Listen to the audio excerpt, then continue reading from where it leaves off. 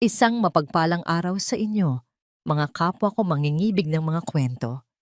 Handa na ba kayong buksan muli ang inyong mga puso at hayaang dalhin tayo ng mga salita sa isang panibagong paglalakbay? Sabi nila, ang tahanan daw ay isang paraiso, isang lugar ng kapayapaan at pagmamahal. Pero paano kung ang paraisong pinangarap mo ay isa palang kulungan at ang anghel na iyong pinakasalan ay may tinatagong sungay at buntot? Samahan ninyo ako sa isang kwentong magpapatunay na ang tunay na yaman ay hindi nasusukat sa kislap ng mansyon, kundi sa katapatan ng isang pusong nagmamahal. Ito ang kwento ni Sinag. Sa unang kabanata, ang tunay na halimaw. Magaan ang mga hakbang ni Sinag de Leon habang tinatawid niya ang malawak na pasilyo ng kanilang mansyon sa Luntian Paraiso Village. Sa kanyang isang kamay ay ang buke ng mga paboritong puting rosas ni Dalisay at sa kabila naman ay ang kanyang briefcase. Isang matamis na ngiti ang gumuhit sa kanyang mga labi. Mas maaga siyang umuwi mula sa business trip sa Cebu. 3 araw lamang siyang nawala. Ngunit para sa kanya, katumbas na yon ng 1 taon. Sabik na niyang mayakap ang kanyang mag-ina, ang kanyang magandang asawa, at ang kanyang pinakamamahal na nanay. Love! Nay! I'm home! Masigla niyang tawag. Ang boses ay umalingaw-ngaw sa katahimikan ng malaking bahay. Ngunit walang sumagot. Nagsalubong ang kanyang mga kilay. Karaniwan, sa ganitong oras, naroroon sa sala si Ina Hiraya, nanonood ng paborito nitong teleserye, habang si Dalisay naman ay marahil nasa hardin. Inaasikaso ang mga halaman nito. Dahan-dahan siyang naglakad patungo sa kusina. Iniisip na baka doon niya matatagpuan ang mga ito. Ngunit bago pa man siya makarating, isang boses ang pumunit sa katahimikan. Isang boses na kilalang kilala niya. Ngunit may tonong ngayon niya lang narinig. Isang tono na puno ng lason at pagkasuklam. Ilang beses ko bang sasabihin sa'yo na ayokong makita ang pagmumukha mo sa kusina kapag oras ng merienda ko? Boses iyon ni Dalisay. Ang kanyang Dalisay. Natigilan si Sinag.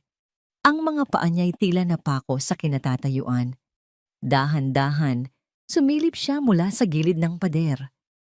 Hindi ka ba talaga nakakaintindi? Matanda ka? O sadyang bingi ka lang talaga? Patuloy ng boses. Ang pagkain mo ay nasa labahan. Doon ka kumain. Doon nababagay ang mga katulad mong taga-probinsya. Nanlaki ang mga mata ni Sinag. Ang puso niya'y nagsimulang tumibok ng sobrang bilis. Hindi ito totoo. Baka nananaginip lang siya. Baka mali lang ang kanyang narinig. Ngunit ang sumunod na tanawin ang gumuho sa buong mundo niya. Nakita niya ang kanyang ina, si Ina Hiraya, ang babaeng nag-aruga sa kanya. Nagtrabaho sa umaga't gabi para lang mapag-aral siya na nakatayo sa harap ng pinto ng laundry room. Nakayuko ito. Ang mga balikat ay nanginginig. Sa nanginginig nitong kamay, hawak nito ang isang maliit na mangkok ng kanin na may kaunting tirang ulam. Nakita niya ang isang butil ng luha na pumatak mula sa mga mata nito, tumulo mismo sa pagkain na hawak niya. Si Dalisay ay nakatayo sa harap ng kanyang ina, nakapamaywang, ang magandang mukha ay nababalutan ng isang ekspresyon ng matinding pagkamuhi. Ang Dalisay na nakikita niya ngayon ay hindi ang anghel na pinakasalan niya. Ito ay isang halimaw. Isang estrangherang may mukha ng kanyang asawa. Ano pang tinatayo-tayo mo dyan? Sige na, kumain ka na sa lungga mo. Sigaw ni Dalisay, sabay tulak sa balikat ng matanda. Nabuwal si Ina Hiraya papasok sa madilim na laundry room. Kumalat ang kanin sa sahig. Sa sandaling iyon, parang may sumabog sa loob ni Sinag. Ang init ay umakyat mula sa kanyang dibdib hanggang sa kanyang ulo. Ang buke ng rosas na hawak niya ay nayupi sa higpit ng kanyang pagkagigil. Bawat talulot na nalaglag ay tila isang piraso ng kanyang puso na nadudurog. Naramdaman niya ang panginginig ng kanyang buong katawan, hindi dahil sa takot, kundi dahil sa matinding galit. Ang pagmamahal na nararamdaman niya para kay Dalisay, Ilang minuto lang ang nakalipas, ay biglang napalitan ng isang damdaming hindi pa niya naramdaman sa buong buhay niya. Purong pagkasuklam. Ang lahat ng alaala nila, ang kanilang kasal, ang kanilang mga tawanan, ang mga pangako, ay biglang naging isang malaking kasinungalingan. Nanatili siyang nakatago sa likod ng pader. Ang paghinga ay mabigat. Ang mga luha ay nagbabadyang tumulo mula sa kanyang mga mata. Mga luha ng galit, sakit, at pagsisisi. Paano niya hinayaang mangyari ito sa sarili niyang ina, sa ilalim ng sarili niyang bubong? Ilang sandali pa, lumabas si Dalisay mula sa kusina. Hindi na malaya ng kanyang presensya. Nagbago ang anyo nito. Ang halimaw ay nawala at ang anghel ay bumalik. Isang matamis na ngiti ang muling sumilay sa perpekto nitong mga labi nang makita siya. An Veroya tiniw, emnyo an kwa? Sabi nito sa malambing na boses na para bang walang anumang nangyari.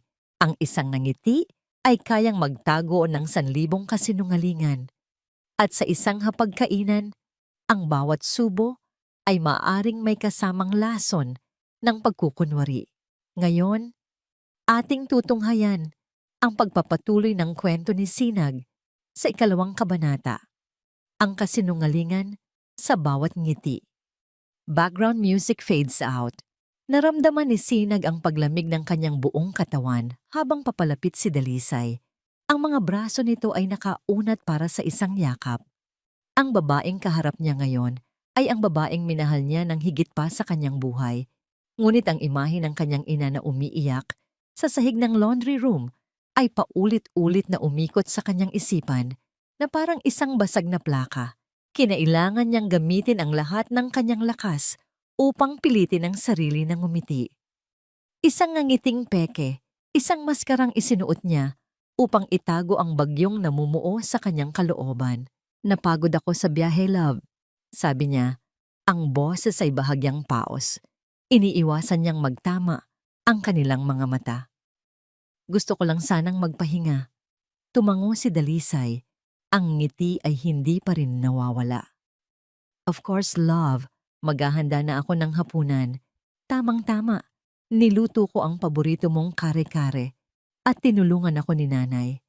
Ang huling mga salita ay tila isang sundang na bumaon sa puso ni Sinag. Tinulungan? Gusto niyang isigaw ang katotohanan. Gusto niyang isumbat ang lahat ng kanyang narinig. Ngunit pinigilan niya ang kanyang sarili. Hindi pa ito ang tamang panahon. Kailangan niya munang malaman kung gaano nakatagal nangyayari ang impyernong ito. Ang hapunan ng gabing iyon ang pinakamahaba at pinakamapait sa buong buhay ni Sinag. Ang bawat pagkain na isinusubo niya ay parang buhangin sa kanyang bibig. Nakaupo siya sa kabisera sa pagitan ng 2 babae sa kanyang buhay. Ang isa'y isang martir at ang isa'y isang demonyo. Pinanood niya si Dalisay na gampanan ng papel ng isang perpektong manugang. Siya mismo ang nagsandok ng kanin para kay Ina Hiraya. Inilagay niya ang pinakamalaking piraso ng baka sa plato nito. Nay, tikman niyo po ito. Masarap po ang pagkaluto, di ba? Sabi ni Dalisay. Ang boses ay matamis pa sa pulot. Nakita ni Sinag ang bahagyang panginginig ng kanyang ina. O, anak, masarap. Sagot nito, ang mga mata ay nakatuon lamang sa sariling plato. Habang inaabot ni Ina Hiraya ang baso ng tubig, biglang napansin ni Sinag ang isang bagay sa pulsuhan nito, isang maliit, bilog na pasa na may kulay lila at berde. Halos hindi ito kapansin-pansin, ngunit sa matalas niyang titig, kitang-kita niya ito. Isang malamig na kuryente ang gumapang sa kanyang gulugod. Bigla niyang ikinuyom ang kanyang kamao sa ilalim ng mesa. Ang mga kuko niya'y bumaon sa kanyang palad. Iyon ba ang dahilan kung bakit itinulak ni Dalisay ang kanyang ina kanina? Pagkatapos ng hapunan, nagpaalam si Dalisay na may tatawagan lang daw sa kanyang mga kaibigan tungkol sa charity event. Ito na ang pagkakataon ni Sinag. Maingat niyang sinundan ng kanyang ina patungo sa silid nito. Kumatok siya ng marahan bago pumasok. Naabutan niya itong nakaupo sa gilid ng kama. Ang mga mata ay malayo ang tingin. Nay, kamusta po kayo? Malamig niyang tanong, umupo siya sa tabi nito. May masakit po ba sa inyo? Umiling si Ina Hiraya, pilit na ngumiti. Wala anak, pagod lang siguro sa maghapon. Hinawakan ni Sinag ang kamay ng ina. Dahan-dahan niyang hinaplos ang pakasa sa pulsuhan nito. Nay, ano po itong pasa ninyo? Nakita niya ang gulat sa mga mata ng ina. Mabilis nitong binawi ang kamay at itinago sa kanyang likuran. Ah, ito ba? Wala ito anak. Nadulas lang ako kanina sa banyo. Alam mo na, tumatanda na talaga ang nanay. Ang pagsisinungaling na iyon ang mas lalong nagpasakit sa puso ni Sinag. Nagsisinungaling ang kanyang ina para pagtakpan ang halimaw na asawa niya. Nagsisinungaling ito dahil sa takot. Hindi na siya nagpumilit pa. Hinalikan na lamang niya ito sa noo. Magpahinga na po kayo, Nay. Mahal na mahal ko po kayo. Nang gabing iyon, hindi makatulog si Sinag. Nakahiga siya sa tabi ni Dalisay, ngunit parang milya-milya ang layo nila sa isa't isa. Ang bawat paghinga nito ay parang isang hagupit sa kanyang pandinig. Naalala niya ang mga kalyo sa kamay ng kanyang ina noong naglalabada pa ito para lang may maipambaon siya sa eskwela. Naalala niya ang mga gabing isa lang ang kanilang ulam dahil ibinili na niya ng libro ang perang dapat sanay para sa pagkain. Ang lahat ng sakripisyong yon, para lang ba sa ganito? Para lang tapak-tapakan ng babaeng pinili niyang mahalin. Isang desisyon ang nabuo sa kanyang isip. Ang galit at pighati ay nagbigay daan sa isang matigas na determinasyon. Hindi sapat ang salita laban sa salita. Kailangan niya ng ebidensya. Ebidensyang hindi maitatanggi. Dahan-dahan siyang bumangon mula sa kama, sinisigurong hindi magigising ang katabi niyang ahas. Walang ingay siyang naglakad palabas ng kwarto. Isang lugar lang ang kanyang pupuntahan. Pumasok siya sa kanyang home office, isinara ang pinto at umupo sa harap ng kanyang computer. Sa ilang click lang, binuksan niya ang system para sa lahat ng security camera na nakapalibot sa kanilang mansyon. Nagsimula siyang mag-rewind. Isang araw, isang linggo, isang buwan. Kailangan niyang makita ang lahat. Sa likod ng mga pader na pinakintab at mga halamang inalagaan, may mga aninong gumagapang na hindi nakikita ng ordinaryong mata. Mga aninong nabubuo mula sa mga lihim at kasinungalingan. Halina't samahan natin si Sinag sa kanyang paghahanap ng katotohanan sa dilim. Ito ang 3 kabanata. Mga anino sa paraiso. Background music fades out. Ang tanging liwanag sa loob ng opisina ni Sinag ay nagmumula sa malaking monitor ng computer. Ang mukha niya ay nababalutan ng malamig at asul na sinag mula sa screen na lalong nagpapatingkad sa galit na nababasa sa kanyang mga mata. Sa labas, ang buong Luntian Paraiso Village ay tahimik at payapa. Ngunit sa loob ng silid na yon, isang digmaan ang nagsisimula pa lamang. Ang mga daliri niya ay mabilis na kumikilos sa mouse. Pinapatakbo ang oras sa recorded footage. Pinili niya ang mga araw na nasa opisina siya o wala sa bansa. Sa una, ang nakikita niya ay ang karaniwang araw-araw na eksena. Si Dalisay na nag-eehersisyo, si Ina Hiraya na nagdidilig ng halaman, ang mga katulong na naglilinis. Ngunit habang tumatagal, nagsimulang lumabas ang mga anino. Ipinatigil niya ang video sa isang eksena sa may hardin. May kausap ang kanyang ina sa intercom sa gate. Isang delivery man. Narinig niya ang medyo nabubulol na Ingles ng ina. Yes, hello? Who is you? Biglang lumitaw sa eksena si Dalisay na parang isang agilang maninila. Hinablot nito ang intercom mula sa kamay ni Ina Hiraya. Oh my God! Can't you even speak simple English? Narinig ni Sinag ang iritadong bulong ni Dalisay. Sapat lang para marinig ng ina, pero hindi nang kausap sa intercom. Nakita ni Sinag ang pagyuko ng kanyang ina. Ang kahihiyan ay malinaw na bakas sa mukha nito. Pagkatapos ng tawag, Hinarap ni Dalisay ang matanda. Hindi marinig ni Sinag ang sinasabi dahil walang audio ang kamera sa labas. Ngunit nakikita niya ang galaw ng mga labi ni Dalisay, mabilis at matalim. Nakikita niya ang pagtaas ng kamay nito at pagduro sa mukha ng kanyang ina. Nagsimulang manikip ang dibdib ni Sinag. Pinatakbo niya ulit ang video, isang panibagong eksena. Sa kusina, masayang-masaya si Ina Hiraya na nagluluto. Nakita ni Sinag na paborito niyang adobo ang inihahanda nito. Nang matapos, maingat niya itong inilagay sa isang magandang lalagyan. Pag-alis ng ina sa kusina, pumasok si Dalisay. Tiningnan nito ang ulam, tinakpan ng ilong na parabang nandidiri. At walang awang ibinuhos ang lahat ng laman nito sa basurahan. Hindi na napigilan ni Sinag ang isang mura na kumawala sa kanyang bibig.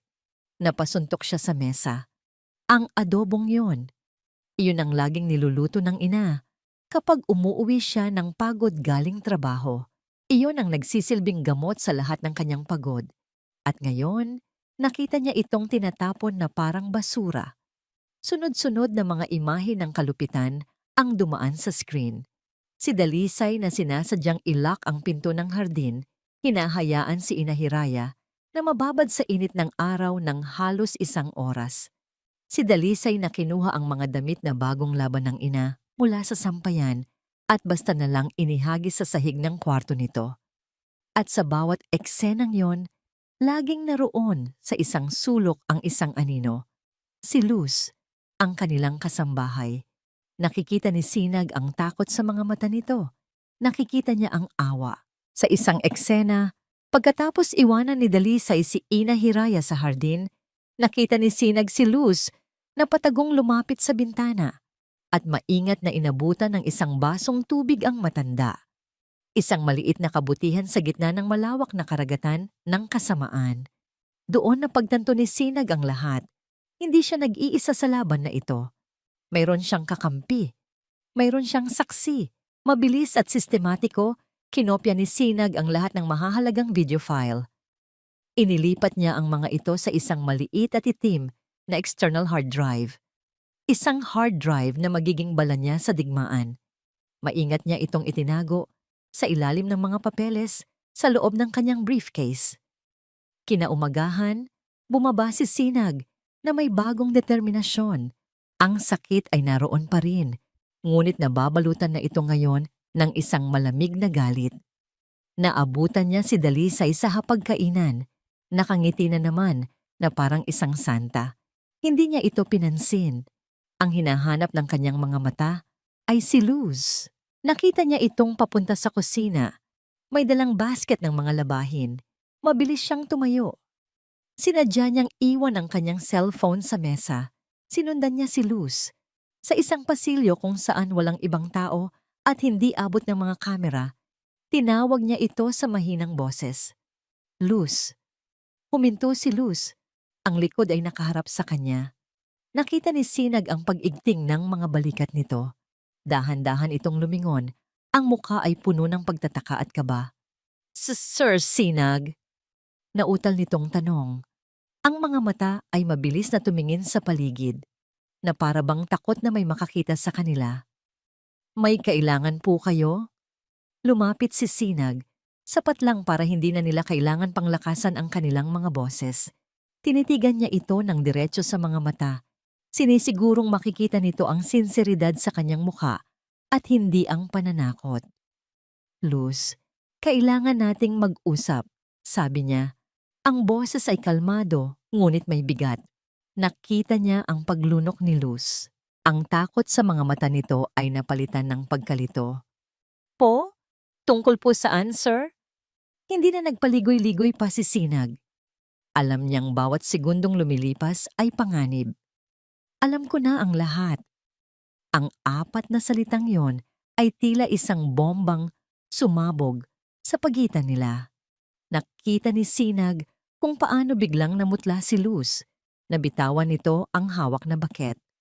Ang mga damit na bagong laba ay kumalat sa sahig, ngunit walang sino man sa kanila ang gumalaw para pulutin ang mga iyon.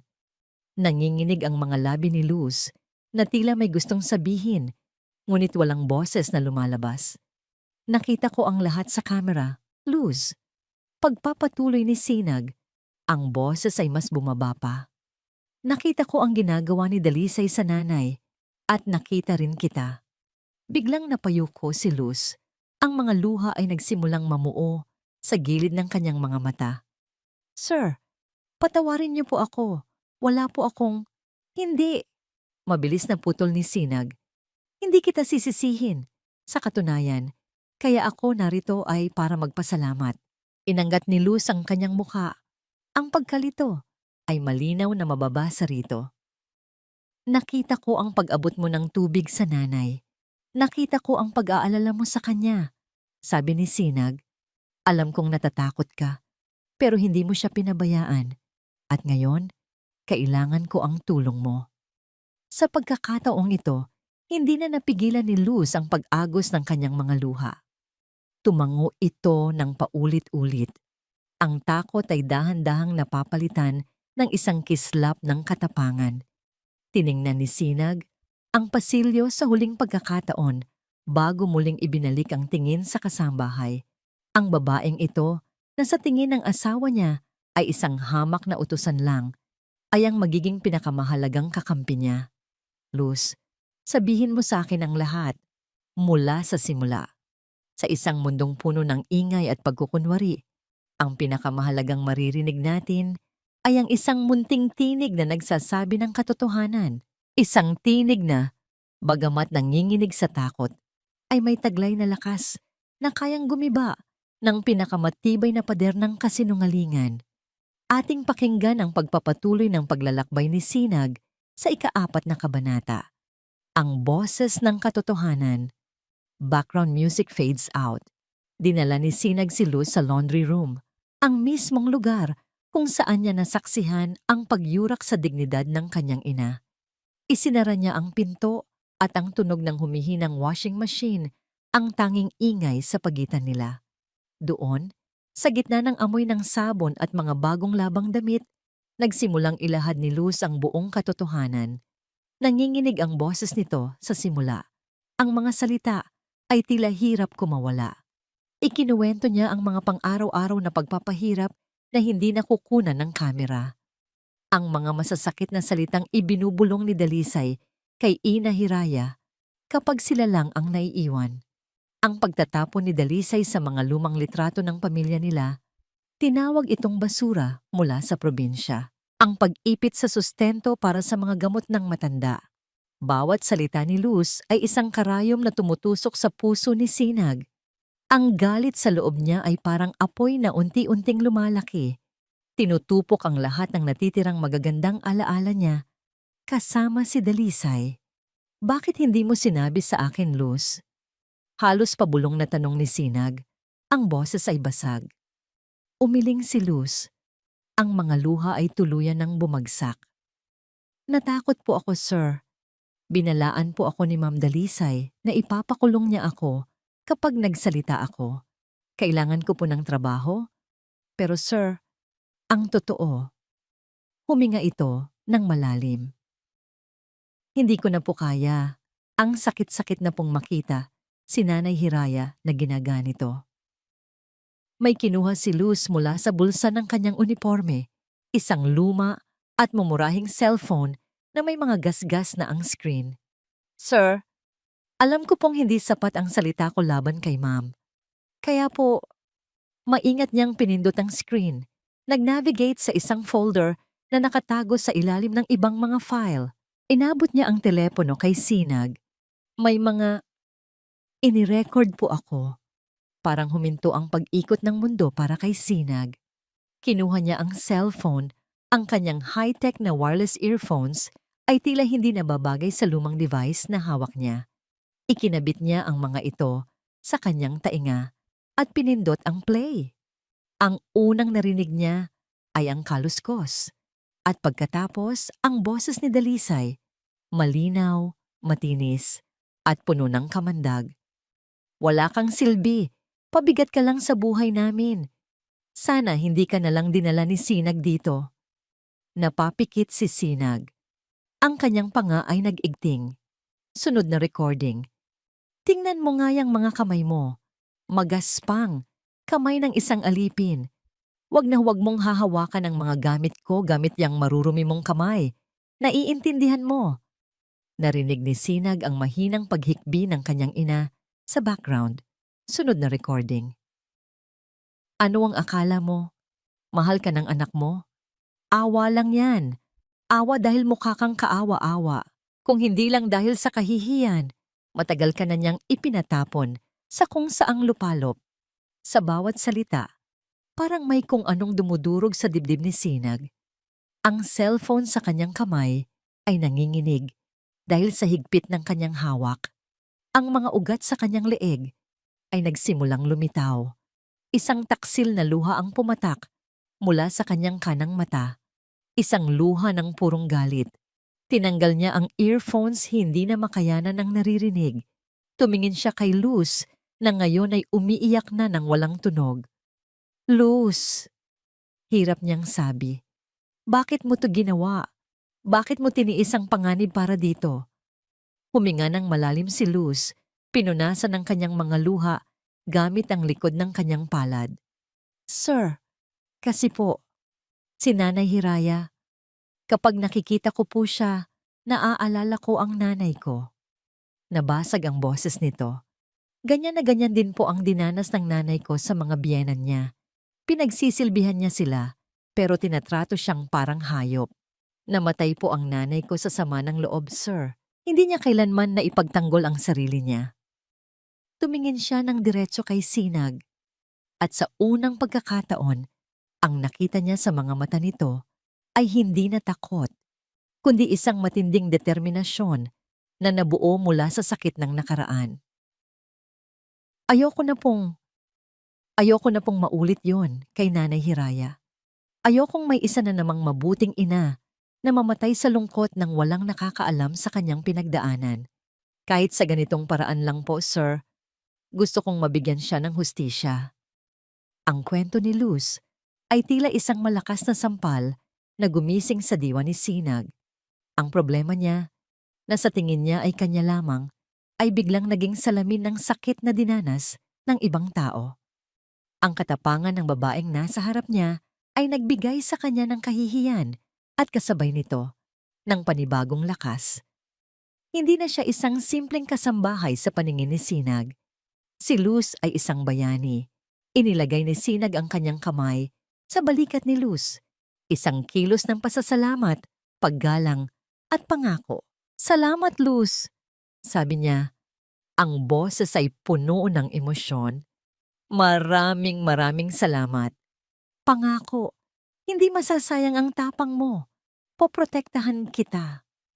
Tumango si Luz at sa wakas ay isang maliit na ngiti ng pag-asa ang sumilay sa mga labi nito. Sir, may isa pa po.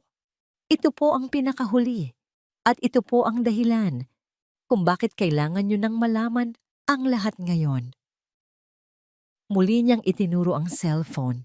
May isang file pa sa dulo ng listahan. Tumingin si Luz sa kanya. Ang mga matay nagbababala. Kailangan niyo po itong pakinggan. Muling isinuot ni Sinag ang earphones. Ang puso niya ay kumakabog na naman. Pinindot niya ang play.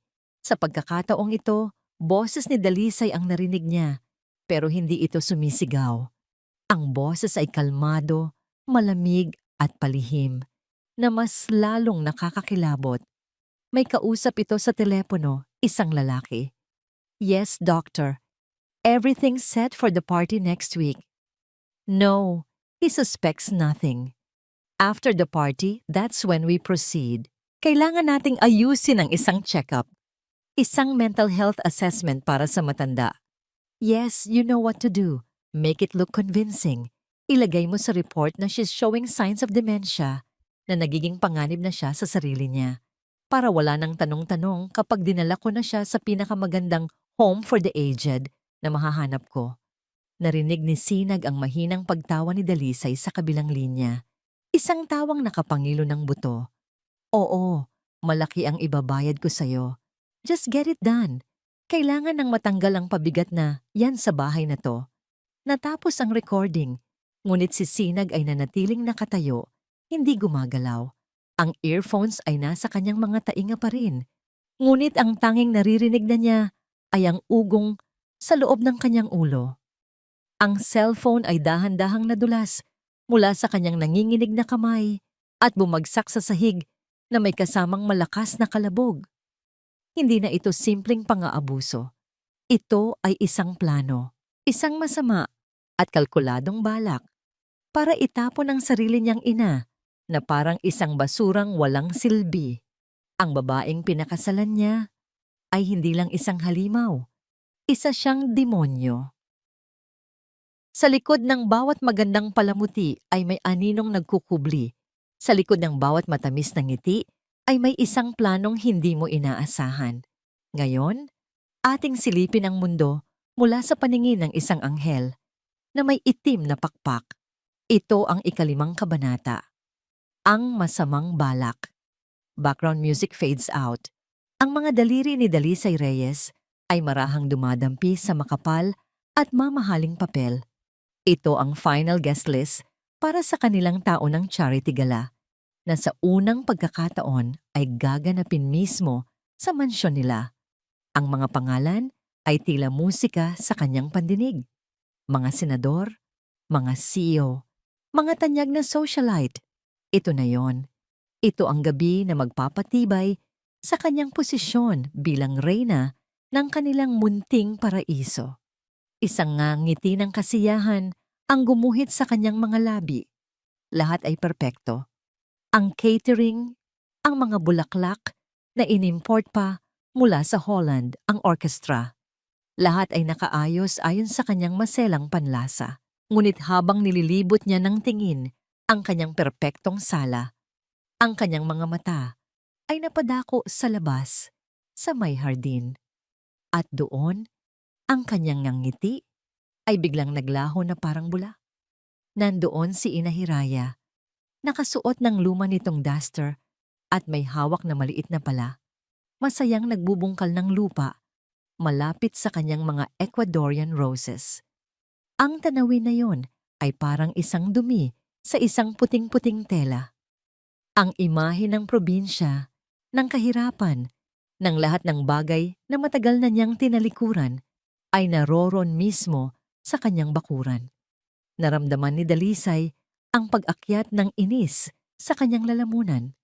Ang matandang iyon ang nag-iisang balakid sa kanyang perpektong buhay. Palagi itong nandyan, isang paalala ng pinagmulan ni Sinag, isang pinagmulan na sa tingin niya ay kahiya-hiya. Hindi na, kailangan na itong matapos. Mabilis siyang tumalikod at pumasok sa kanyang pribadong pag-aaral. Kinuha niya ang kanyang telepono at dinial ang isang numero na matagal na niyang nakasave sa ilalim ng ibang pangalan. "Hello, Dr. Alcaraz," sabi niya nang may sumagot sa kabilang linya. Ang kanyang boses ay naging malamig at direkta. "Dalisay Reyes here." May narinig siyang pag-aayos ng papeles sa kabilang linya. Mrs. De Leon, napatawag ka." "Yes, Doktor," sabi ni Dalisay. Lumakad siya patungo sa bintana kung saan tanaw pa rin niya ang matanda. "I think we need to speed things up. Ang kondisyon ng mother-in-law ko, lumalala na." "Talaga ba?" tanong ng doktor. May pahiwatig ng interes sa boses nito. "Oo, she's becoming forgetful. Minsan, nakikipag-usap siya sa sarili niya. I'm getting worried, doctor. Baka maging panganib na siya sa sarili niya." Pagsisinungaling ni Dalisay, ang bawat salita ay maingat na pinili. Ang charity gala ay sa susunod na linggo na. Pagkatapos noon, kailangan na nating isagawa ang assessment. Kailangan kong maipakita kay Sinag na kailangan na ng nanay niya ng professional care. "Naiintindihan ko," sabi ng doktor. "I will prepare the necessary documents." Isang report na magpapatunay na mayroon siyang signs of dementia. Isang nangiti ng tagumpay ang sumilay sa labi ni Dalisay. "Excellent. At syempre, doktor, huwag kang mag-alala. Sa professional fee mo, magiging masaya ka." Pagkatapos ng tawag, Ibinaba ni Dalisay ang telepono. Nakaramdam siya ng matinding gaan ng loob.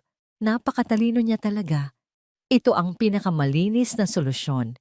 Ilalagay niya si Ina Hiraya sa isang mamahaling nursing home, isang lugar kung saan hindi na niya ito makikita, ngunit hindi rin siya masisisi ni Sinag dahil para naman yon sa kapakanan ng ina.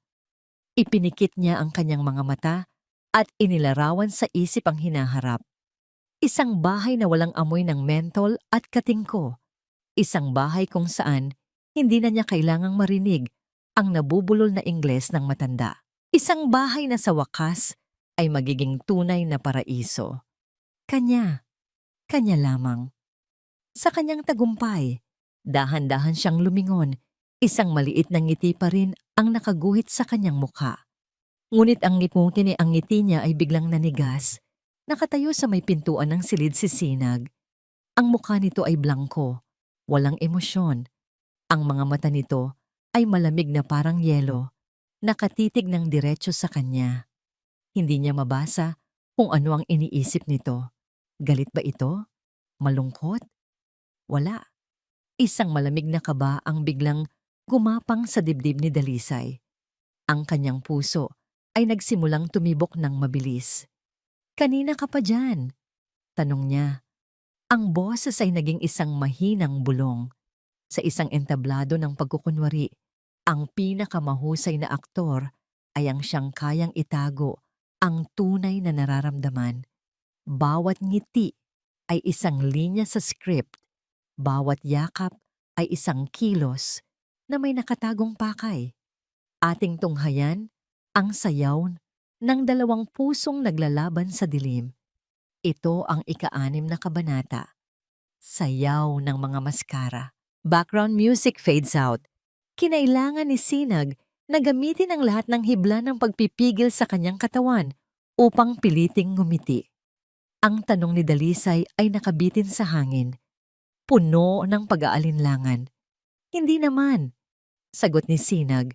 Sinisikap na panatilihing kalmado ang kanyang boses. Kararating ko lang. Narinig kitang may kausap sa telepono, kaya hindi muna ako pumasok. Ayokong makaistorbo. Nakita niya ang bahagyang pagginhawa sa mukha ni Dalisay. Lumapit ito at niyakap siya. Ipinulupot ang mga braso sa kanyang leeg. Sinong kausap mo? Tanong ni Sinag na para bang walang alam. Yung event planner lang.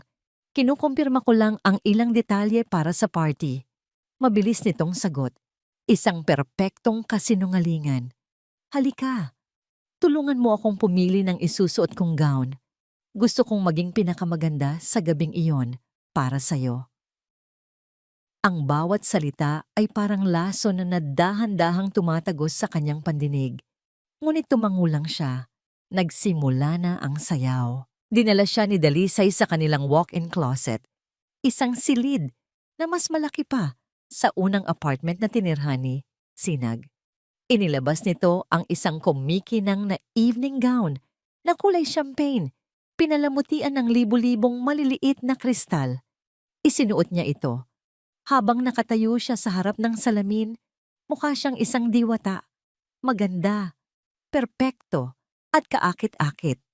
Ano sa tingin mo, love? Tanong nito. Umikot ito ng dahan-dahan. Bagay ba sa akin? Tinitigan siya ni Sinag. Ang nakikita niya ay hindi ang babaeng kanyang minahal. Ang nakikita niya ay isang halimaw na nababalutan ng seda at mga diamante. Isang mangangaso na nag-aabang ng kanyang biktima. Napakaganda mo, sagot ni Sinag. Ang mga salita ay tila abo sa kanyang bibig. Ikaw ang magiging pinakamagandang bituin sa gabing iyon. Ngumiti ng malapad si Dalisay, kontento sa kanyang narinig. Hindi nito nakita ang malamig na apoy na nagliliyab sa mga mata ng kanyang asawa. Kinagabihan, nagdahilan si Sinag na marami siyang trabahong kailangang tapusin. Muli siyang pumasok sa kanyang opisina at isinara ang pinto. Ngunit hindi mga papeles ang kanyang inatupag. Kinuha niya ang kanyang telepono at tinawagan ng isang pinagkakatiwalaan niyang kaibigan, si Marco, na isang sound engineer. Marco, pare, Simula ni Sinag, kailangan ko ng isang malaking pabor. Kahit ano pare, para sa'yo. Sagot sa kabilang linya. Sa charity party namin sa Sabado, gusto ko sanang magkaroon ng isang special tribute para sa nanay. Sabi ni Sinag, pinipili ng maigi ang kanyang mga salita. May inihanda akong isang audio presentation. Pwede mo bang iset up para sa akin na maipapatugtog ko ito sa main sound system ng bahay nang walang nakakaalam? Isang sorpresa. Kayang-kaya pare. Padala mo lang sa akin ang file. Ako na ang bahala sa lahat. Magandang ideya yan. Matutuwa si Tita Hiraya niyan. Salamat pare. Malaki ang utang na loob ko sa'yo. Sabi ni Sinag, bago ibaba ang tawag. Tumingin siya sa itim na hard drive na nasa ibabaw ng kanyang mesa. Oo, isang sorpresa nga ito. Isang sorpresang hindi malilimutan ni Dalisay habang buhay. Sa mga sumunod na araw, ang mansyon ay naging isang teatro. Si Dalisay ay naging mas maasikaso pa kay Ina Hiraya. Palagi itong nagtatanong kung ano ang gusto nitong kainin, kung komportable ba ito. Ngunit alam na ni Sinag ang lahat. Nakikita niya ang pagkasuklam sa likod ng bawat pekeng ngiti, ang pagbabanta sa likod ng bawat malambing na salita. Sinadya ni Sinag na umuwi ng maaga araw-araw. Ginugol niya ang kanyang oras sa piling ng ina. Magkasama silang nagdidilig ng halaman. Nagbuklat sila ng mga lumang photo album, tinatawanan ng kanyang mga litrato noong bata pa siya. Sa bawat kwento ng ina tungkol sa kanilang nakaraan, mas lalong tumitindi ang sakit at pagsisisi sa puso ni Sinag. Isang hapon, habang nagkakape silang tatlo sa sala, biglang nagsalita si Dalisay sa pinakamalambing nitong boses. Nay, I was thinking. Simula nito, hinawakan pa ang kamay ng biyenan. Ang party sa Sabado, it will be very loud and very tiring. Maraming tao. Baka ma-overwhelm po kayo. Tumingin si Ina Hiraya sa kanya, may pag-asa sa mga mata. Kaya ko naman anak. Ngumiti si Dalisay. I know po. Pero para na rin po sa kalusugan ninyo, para hindi po kayo mapagod. Maybe it's best if you just rest in your room during the party. Ipapahatid ko na lang po ang pagkain ninyo doon para po mas komportable kayo. Nakatitig lang si Sinag. Ang tasa ng kape ay nanigas sa kanyang kamay. Naroon na naman iyon. Ang kalupitan na nakabalot sa kunwaring pag-aalala. Nakita niya ang dahan-dahang pagkawala ng liwanag sa mga mata ng kanyang ina. Ang pag-asang naroon kanina ay biglang naging isang blangkong pighati. Sige anak, kung iyan ang sa tingin mo'y mas makakabuti, sabi ni Ina Hiraya sa halos pabulong na boses. Ang mga salitang iyon, ang tila huling patak na nagpaapaw sa baso. Ang bigat ng lahat ng paninira, lahat ng sakit na tiniis niya ng mag-isa, ay biglang bumagsak sa kanya. Bigla, napahawak si Ina Hiraya sa kanyang dibdib. Isang malakas na paghingal ang kumawala sa kanya. Ang kanyang mga mata ay nanlaki, at ang kulay sa kanyang muka ay biglang nawala. Nay! Sigaw ni Sinag, kasabay ng pagbagsak ng tasang hawak niya sa sahig. Bago pa man siya makakilos, ang kanyang ina ay bumagsak. Mula sa kinauupuan nito, walang malay. May mga sandaling ang katawan ay napapagod at bumibigay. Ngunit ang puso at kaluluwa, kahit sugatan, ay patuloy na naglalakbay sa mga alaala. Ating damhin ang tibok ng puso ng isang ina na nasa bingit ng pagsuko. Ito ang ikapitong kabanata. Sa bingit ng kamatayan. Background music fades out, leaving only a soft, ambient hum. Isang puting liwanag. Iyon ang unang bagay na nakita ni Ina Hiraya. Walang sakit, walang bigat. Isang payapang katahimikan lamang. Nasaan ako? Tanong niya sa kanyang sarili. Ito na ba ang langit? Dahan-dahan, ang puting liwanag ay nagkaroon ng hugis. Nakita niya ang isang maliit na barong-barong. Ang sahig ay lupa, ang dingding ay sawali. Sa labas, naririnig niya ang paghampas ng malakas na ulan sa bubong na yero. Sa isang sulok, may isang batang lalaki na nakayupyop sa ilalim ng kumot, nanginginig sa ginaw. Ang batang iyon ay si Sinag. Ang alaala ay kasing linaw ng tubig. Isang gabi ng bagyo, halos liparin ng hangin ang kanilang munting bahay. Magdamag siyang gising, nilalagyan ng mga palanggana ang bawat butas sa bubong. Tinitiyak na hindi mababasa ang kanyang nag-iisang anak. Ang kanyang hiraya, ang kanyang pag-asa.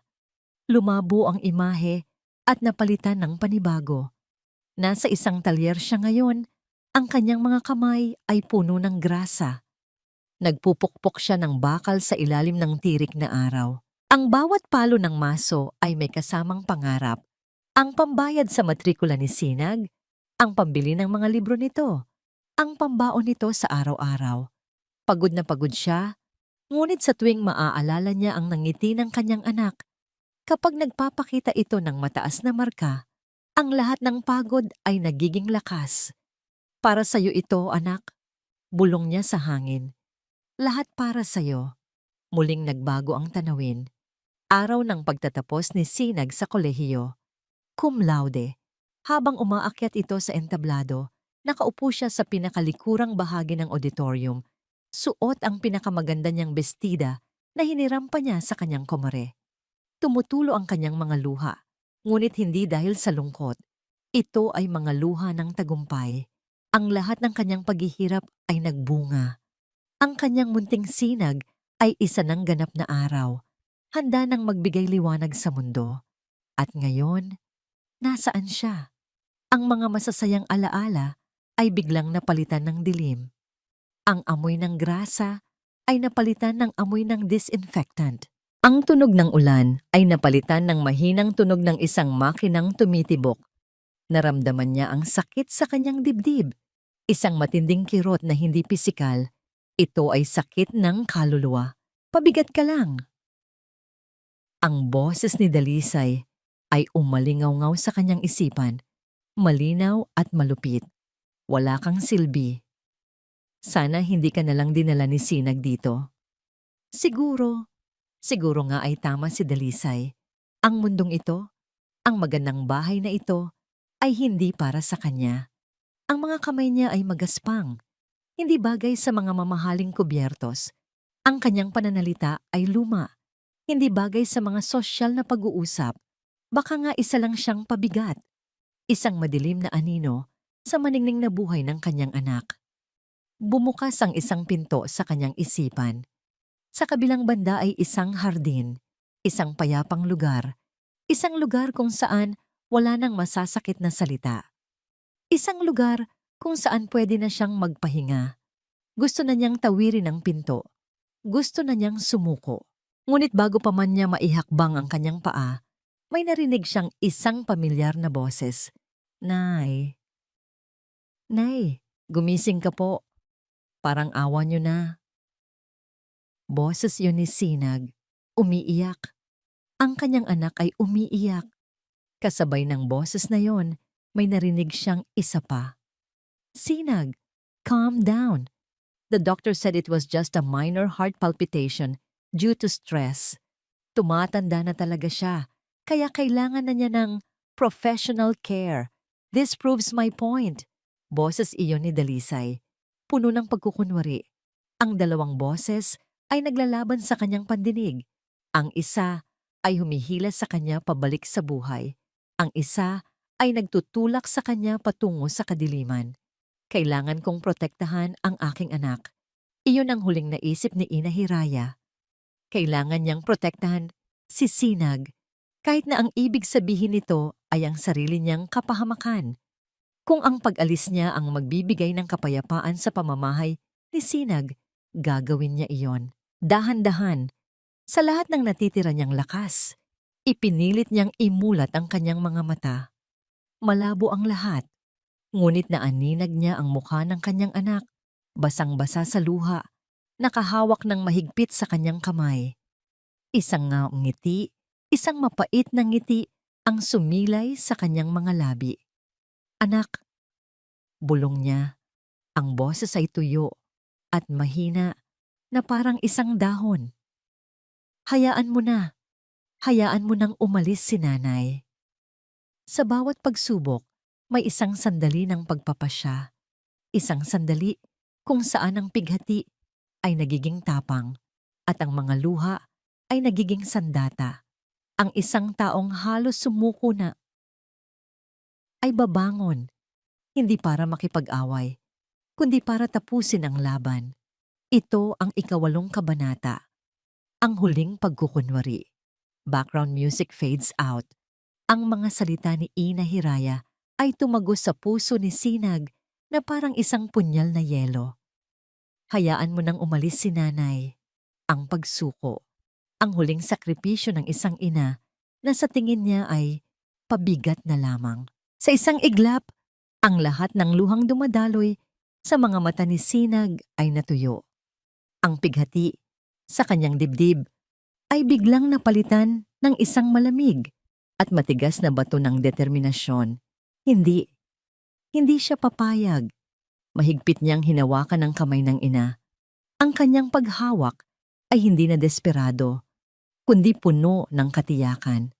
Tumingin siya ng diretso sa mga mata nito. Hindi po mangyayari yan, Nay. Sabi niya. Ang boses niya'y nawalan na ng panginginig. Ito'y naging matatag at puno ng isang pangakong hindi masisira. Hindi po kayo aalis at hinding-hindi na po kayo muling iiyak. Tapos na po ang pagtitiis ninyo. Ako na po ang bahala sa lahat. Magtiwala lang po kayo sa akin. Nakita niya ang bahagyang pagtataka sa mga mata ng ina na para bang nakikita nito ang isang bagong sinag. Isang sinag na hindi na ang anak na nalilito, kundi isang lalaking handa nang pumaslang ng mga demonyo. Dahan-dahan, tumango si Ina Hiraya, ang isang butil ng pag-asa ay muling sumilay sa kanyang pagod na mukha. Sa sandaling iyon, lumapit si Dalisay. Ang mukha ay puno ng pekeng pag-aalala. Si Sinag, she's not well. This proves my point. Kailangan na talaga niya ng tulong. Dahan-dahang binitawan ni Sinag ang kamay ng ina at tumayo upang harapin ang kanyang asawa. Tinitigan niya ito, ang kanyang mukha ay isang blangkong maskara. At pagkatapos, sa paraang hindi inaasahan ni Dalisay, marahan siyang tumango. Tama ka, sabi ni Sinag sa isang boses na pagod at talunan. Tama ka, Dalisay. Pasensya ka na. Masyado lang akong nag-alala. Siguro nga ay tama ang iniisip mo para sa kanya. Ang tagumpay ay kumislap sa mga mata ni Dalisay. Sa wakas, sumuko na rin si Sinag. It's okay, love, sabi nito. Hinaplos pa ang kanyang braso. Naiintindihan ko. Ginagawa natin ito para sa kanya. Sige, sabi ni Sinag. Ituloy mo ang paghahanda para sa party. Kailangan mong maging perpekto sa gabing iyon. Ako na ang bahala kay nanay dito. Sa isang matamis na ngiti, hinalikan siya ni Dalisay sa pisngi at umalis. Upang ituloy ang mga tawag nito. Hindi nito napansin ang tingin ni Sinag na sumunod sa kanya. Isang tingin na kasing lamig ng kamatayan. Pagkalabas ng ospital, habang nasa sasakyan, palihim na tinext ni Sinag si Luz. Tuloy ang lahat. Maging handa ka. Ang sagot ay dumating kaagad. Opo, sir. Hinihintay na lang po namin ang hudyat ninyo. Sa mga sumunod na araw, ang mansyon ay napuno ng mga paghahanda. Ang mga bulaklak, ang mga ilaw, ang entablado. Si Dalisay ay nasa kanyang elemento, isang reynang naghahanda para sa kanyang koronasyon. Palagi siyang nakangiti. Masaya dahil sa wakas ay nasa panig na niya si Sinag. Habang pinapanood ni Sinag ang lahat ng ito, wala siyang ibang nararamdaman, kundi isang nagyeyelong kalma. Ang bawat magandang palamuti ay isang pako sa kabaong ng kanyang kasal. Ang bawat masayang tugtugin ay ang magiging saliw sa pagbagsak ng isang reyna. Dumating ang gabi ng paghuhukom. Ang Luntian Paraiso Village Mansion ay naliligo sa ginintuang liwanag. Ang hangin ay puno ng tunog ng marahang musika mula sa isang string quartet at ang halimuyak ng mga mamahaling pabango. Ang mga bisita na suot ang kanilang pinakamagagarang damit ay humahanga sa karangyaan ng paligid. At sa gitna ng lahat, nakatayo si Dalisay, suot ang kanyang champagne-colored gown. Isa siyang pangitain ng perpeksyon. Lumapit siya kay Sinag na nakatayo sa tabi ng malaking hagdanan. Suot ang isang itim na tuxedo. Ang mukha ni Sinag ay kalmado. Ang kanyang tindig ay matatag. Kinuha ni Dalisay ang braso ni Sinag. Ang kanyang mga kuko na perpektong na manicure ay dumampi sa mamahaling tela. Sumandal siya at bumulong sa kanyang tainga. Ang hininga ay mainit at puno ng tagumpay. Ito ang gabi natin, mahal ko. Dumating na ang oras. Ang oras kung kailan ang lahat ng maskara ay babagsak, ang lahat ng lihim ay mabubunyag, at ang hustisya na matagal nang natutulog ay sa wakas magigising. Ito ang ikasiyam na kabanata. Ang gabi ng paghuhukom. Silence, then the faint sound of party chatter and clinking glasses begins in the background. Sa gitna ng bulwagan, matapos ang masaganang hapunan, umakyat si Dalisay sa isang maliit na entablado na inihanda para sa okasyon. Isang spotlight ang sumunod sa kanya at ang malambing na tunog ng piano ang naging saliw sa kanyang paglalakad. Ang lahat ng mata ay nasa kanya. Ang bawat bisita ay nabighani sa kanyang kariktan. Huminga siya ng malalim sa harap ng mikropono. Isang matamis at mapagkumbabang ngiti ang nakaguhit sa kanyang mga labi. Magandang gabi po sa inyong lahat. Simula niya, ang kanyang boses ay malambing at puno ng sinseridad. Maraming salamat po sa pagdalo sa aming munting pagtitipon para sa isang napakagandang layunin. Nagpatuloy siya sa pagsasalita tungkol sa kahalagahan ng pagtulong sa kapwa, sa pag-aaruga sa mga nangangailangan. Pagkatapos, tiningnan niya si Sinag na nakatayo malapit sa entablado. Ngunit ang pinakamahalagang aral ng pagkakawanggawa ay nagsisimula sa loob ng ating sariling tahanan. Sabi niya, ang kanyang mga mata ay bahagyang lumuha. Nais ko pong kunin ang pagkakataong ito para pasalamatan ang aking asawa, si Sinag, at lalo na ang aking pinakamamahal na biyenan, si Ina Hiraya, na sa kasamaang palad ay nagpapahinga ngayong gabi. Sila ang nagturo sa akin ng tunay na kahulugan ng pamilya at pagmamahal.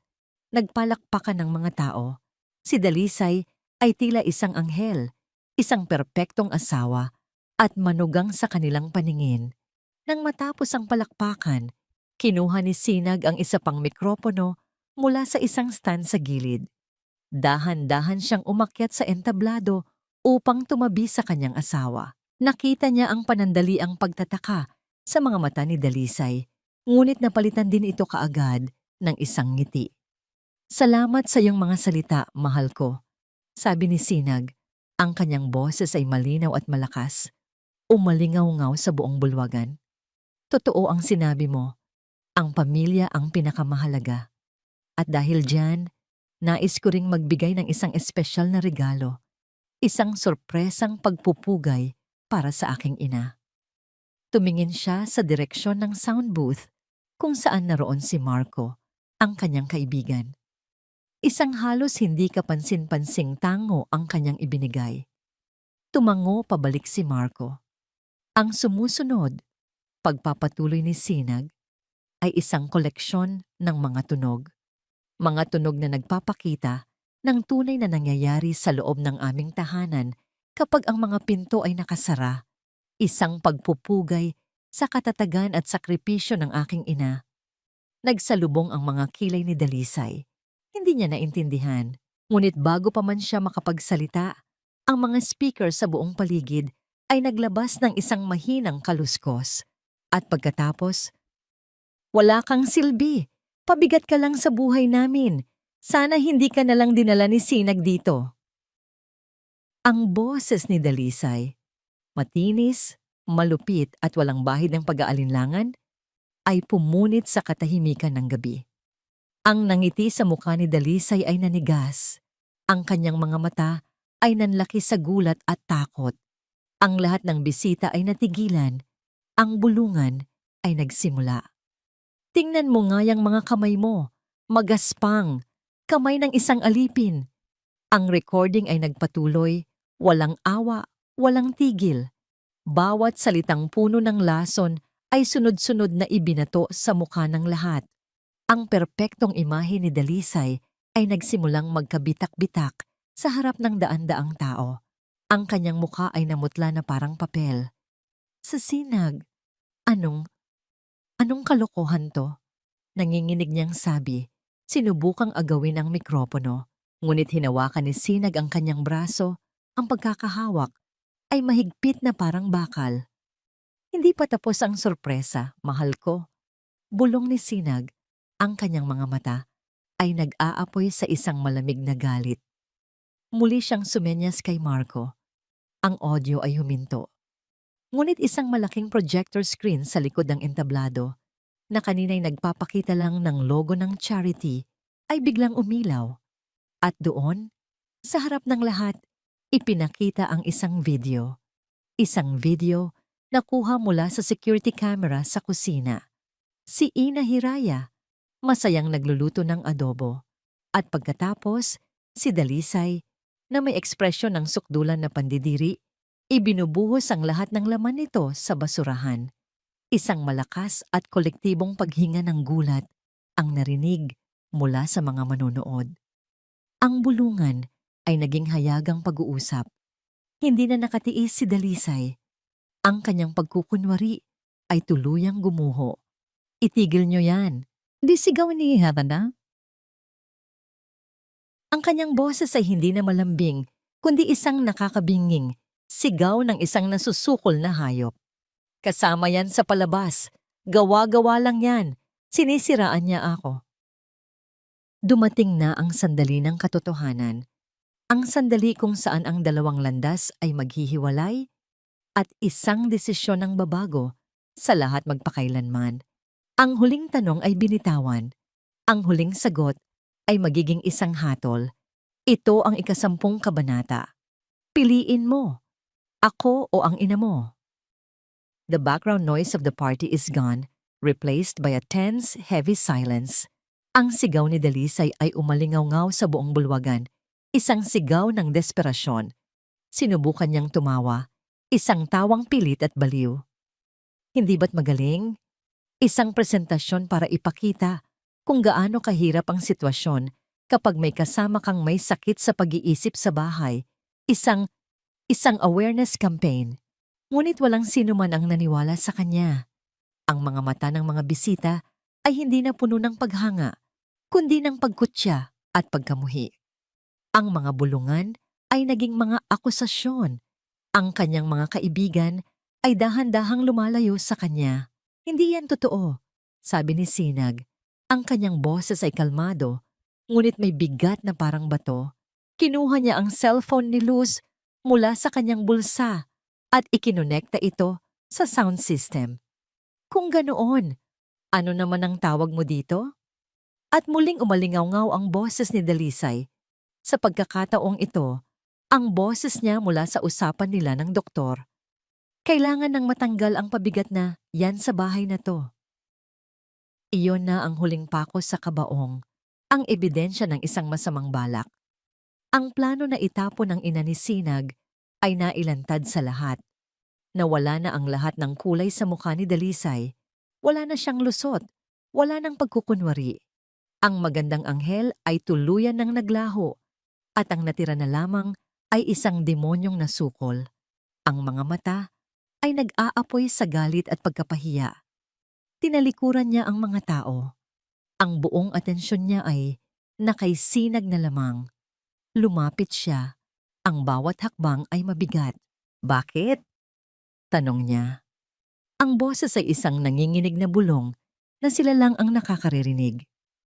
Bakit mo ginawa to sa akin, Sinag? Sinira mo ako. Hindi kita sinira, sagot ni Sinag. Ang kanyang mga mata ay walang emosyon. Ikaw ang sumira sa sarili mo. Ikaw ang sumira sa lahat. Isang tawa, isang mapait at walang kasiyahang tawa ang kumawala sa mga labi ni Dalisay. Bigla niyang itinaas ang kanyang mukha. Ang pagmamakaawa ay napalitan ng isang mapanghamong tingin. Ganoon pala ha? Sabi niya, Itinaas ang kanyang boses para marinig ng lahat. Kung ganoon, pumili ka, Sinag. Itinuro niya ang kanyang sarili, ang kanyang daliri, na may kumikinang na diamanteng singsing. Ako, ang asawa mo, ang buhay na ito, ang karangyaan, ang respeto, ang lahat ng pinaghirapan natin. Pagkatapos, itinuro niya ang direksyon ng hagdanan, patungo sa silid kung nasaan ang kanyang ina. O ang matandang yan, ang matandang pabigat na walang ibang ginawa, kundi maging anino ng kahirapan mo. Piliin mo, Sinag. Ngayon din, sa harap nilang lahat. Ako o ang ina mo. Ang ultimatum ay binitiwan. Isang tanong na walang balikan. Ang buong bulwagan ay napuno ng isang nakabibinging katahimikan. Ang lahat ng paghinga ay tila huminto. Lahat ay nag-aabang. Tinitigan ni Sinag si Dalisay. Sa isang sandali, nakita niya ang lahat. Ang babaeng minahal niya, ang mga pangarap na binuo nila, ang mga pangakong sinumpaan nila.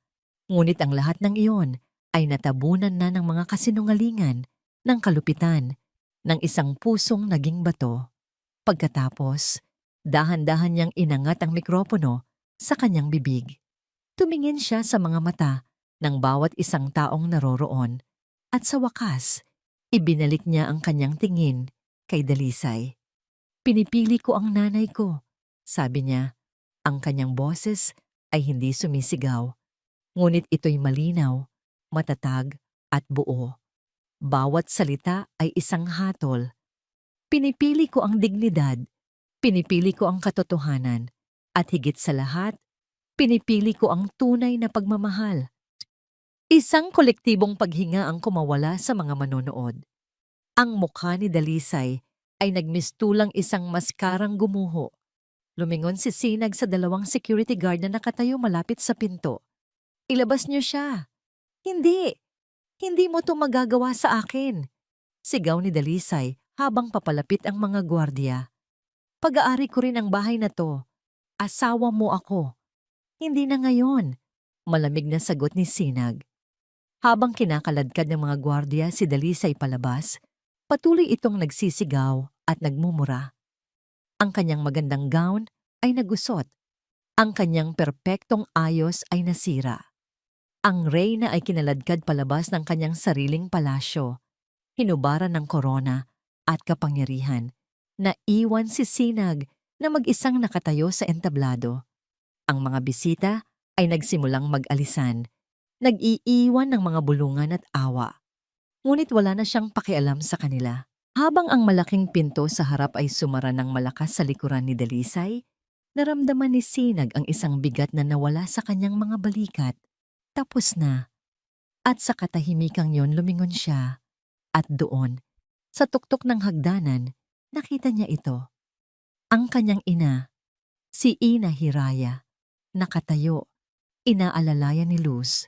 Ang mukha nito ay basang-basa sa luha. Ngunit sa pagkakataong ito, hindi na yon mga luha ng pighati, iyon ay mga luha ng pasasalamat. Pagkatapos ng pinakamadilim na gabi, laging may pagsikat ng araw. Pagkatapos ng pinakamatinding sakit, mayroong paghilom. At sa isang yakap, ang lahat ng sugat, gaano man kalalim, ay maaaring magsimulang maghilom.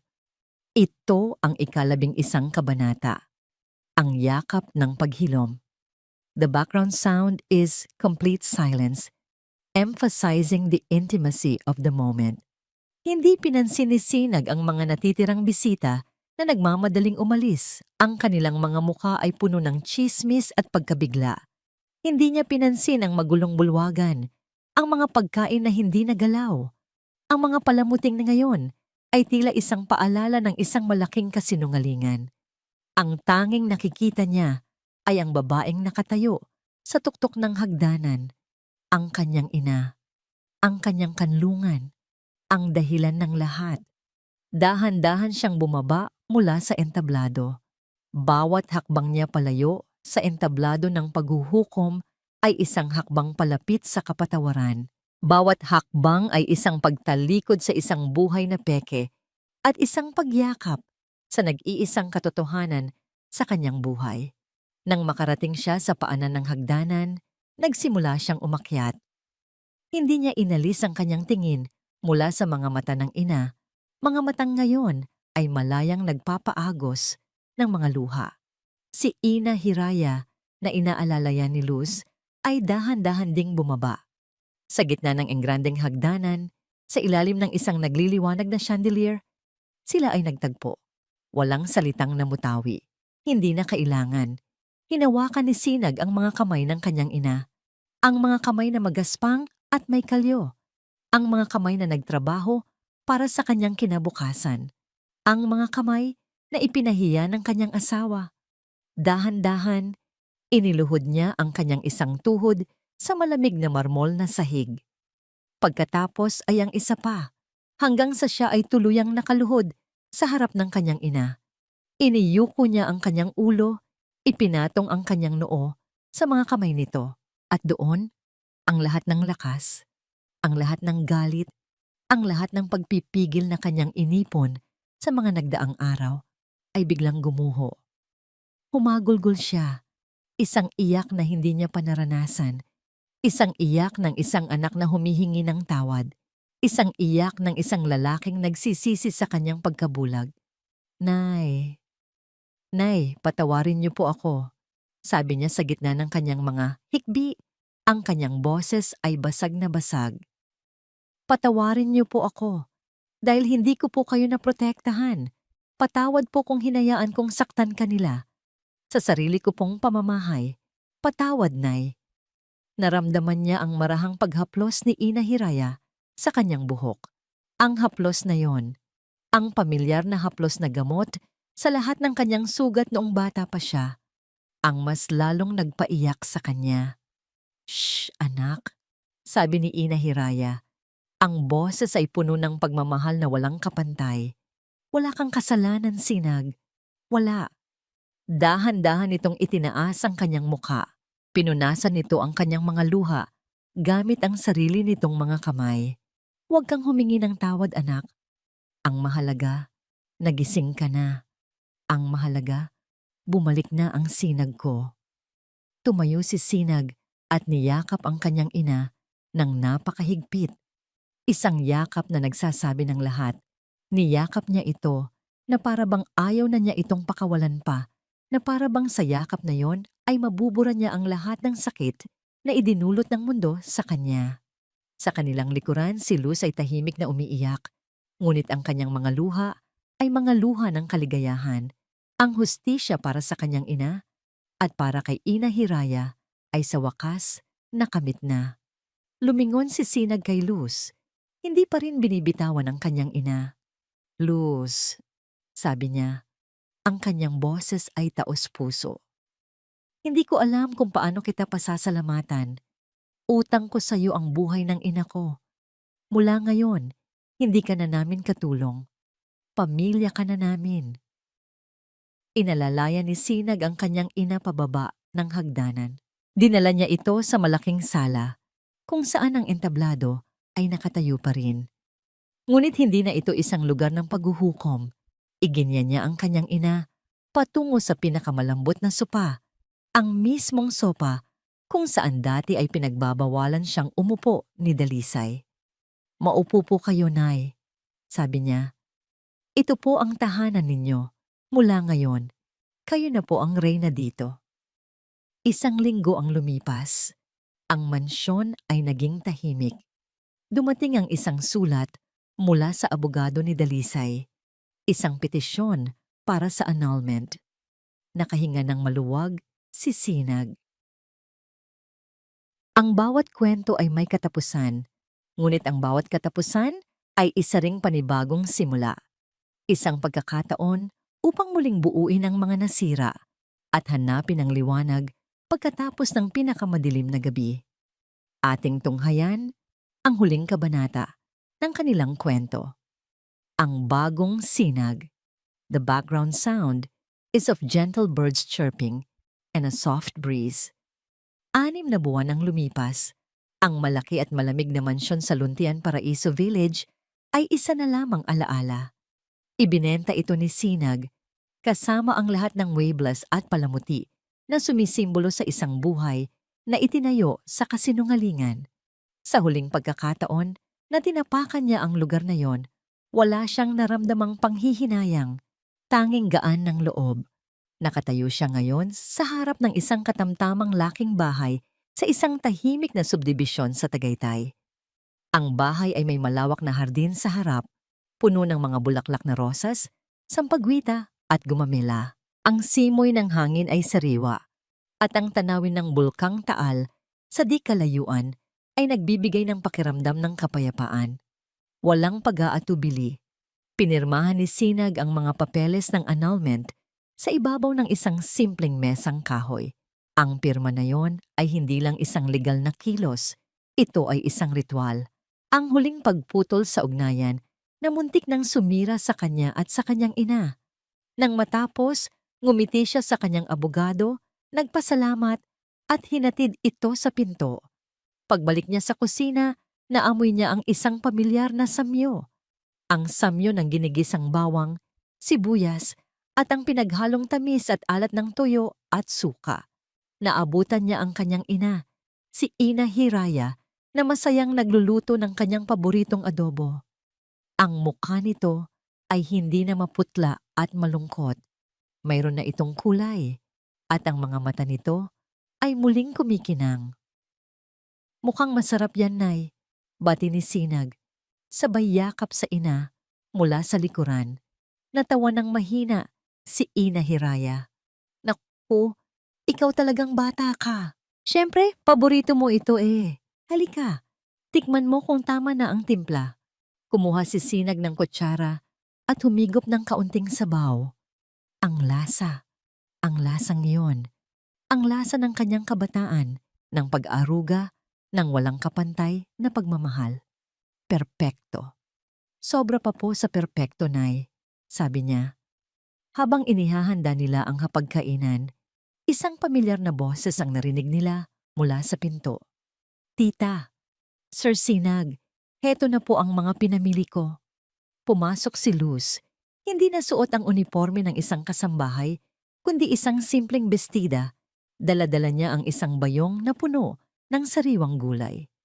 Ayaw na sanang pagtrabahuhin ni Sinag si Luz, ngunit nagpumilit ito na manatili at tumulong sa kanila, hindi bilang isang utusan, kundi bilang isang tunay na kapamilya. Ang kanilang mga araw ay naging simple, ngunit puno ng tunay na kaligayahan. Sa umaga, magkasama silang nagkakape habang pinapanood ang pagsikat ng araw. Sa hapon, tutulungan ni Sinag ang kanyang ina sa hardin. Ang kanilang mga kamay ay parehong may lupa. Isang bagay na hindi niya kailanman inakala na magdudulot sa kanya ng ganitong kagalakan. Isang hapon, habang sila'y nakaupo sa veranda, nagbuklat muli sila ng mga lumang litrato. Nay, ano po ang pinakamasayang alaala ninyo? Biglang tanong ni Sinag. Ngumiti si Ina Hiraya, ang tingin ay malayo. Marami, anak. Bawat araw na kasama ka ay masaya. Pero siguro, ang pinakamasaya ay ngayon. Tumingin ito sa kanya, ang mga mata ay puno ng pagmamahal. Ngayon, dahil nakikita kitang masaya sa kung sino ka talaga, hindi sa kung ano ang mayroon ka. Nakikita kitang malaya at iyon lang ang pangarap ng bawat ina para sa kanyang anak. Nang papalubog na ang araw, ang kalangitan ay nagkulay kahel at lila. Inabutan ni Sinag ng isang mainit na kumot ang kanyang ina na nakaupo sa silyang tumba-tumba. Umupo siya sa sahig sa tabi nito. Isinandal ang kanyang ulo sa mga tuhod nito. Tulad ng ginagawa niya noong bata pa siya. Hinaplos ni Ina Hiraya ang kanyang buhok. Salamat, anak, bulong nito. Para saan po, Nay? Salamat dahil ibinalik mo ang liwanag sa buhay ko. Tumingala si Sinag sa kanyang ina. Ang huling sinag ng araw ay tumatama sa mukha nito na nagbibigay dito ng isang halos banal na anyo. Kayo po ang liwanag, Nay, sagot niya. Kayo po ang aking sinag at sa ilalim ng papalubog na araw, sa kanilang bagong tahanan, ang mag-ina ay tahimik na magkasama. Ang kanilang mga puso ay payapa at buo. Ang tunay na paraiso ay hindi isang mansyon na puno ng ginto, kundi isang tahanan na puno ng pag-ibig. At sa wakas, si Sinag, kasama ang kanyang ina, ay tunay nang nakauwi. At dito nagtatapos ang makulay na paglalakbay ni na Sinag at Ina Hiraya. Mula sa kaibuturan ng aking puso, nais ko pong magpasalamat sa inyong walang sawang pagsama sa amin sa bawat kabanata. Ang pagsulat ng kwentong ito ay isa ring paglalakbay para sa akin. Habang isinusulat ko ang mga salita, kasama rin ninyo akong nakaramdam ng pighati, ng galit at sa huli, ng matamis na tagumpay at kapayapaan na natagpuan ng ating mga bida. Sapagkat ang kwentong ito ay hindi lamang tungkol sa kanila. Ito ay tungkol sa ating lahat. Ito ay isang paalala sa walang kapantay na lakas ng pagmamahal ng isang ina, sa tapang na kailangan upang piliin ang tama kaysa sa komportable, at sa katotohanang ang tunay na yaman ay hindi matatagpuan sa kinang ng anumang mansyon, kundi sa init ng yakap ng isang pamilyang buo at nagmamahalan. Ngayon, nais ko namang marinig ang inyong boses. Ano ang pinakapaborito ninyong eksena? Anong aral ang pinakatumatak sa inyong puso? Mangyaring ibahagi po ninyo ang inyong saloobin sa comment section sa ibaba. Bawat isa po sa inyong mensahe ay aming binabasa at lubos na pinahahalagahan. Muli, maraming salamat po. Ang inyong pakikinig ang siyang nagbibigay buhay sa aming mga salita. Hanggang sa susunod nating pagkikita sa panibagong kwento.